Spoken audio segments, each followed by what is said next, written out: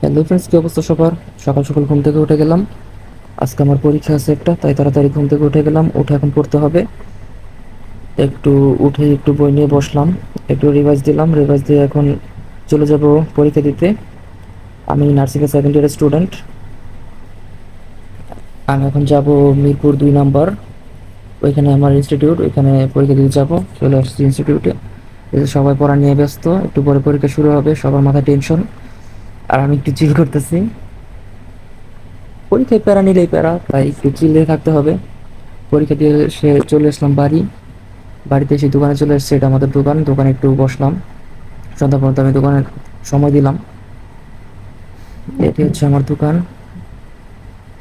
এখানে একটু সময় দিতে আসলাম। তো দোকান থেকে সন্ধ্যাবেলা এখন বাড়ি চলে যাচ্ছি।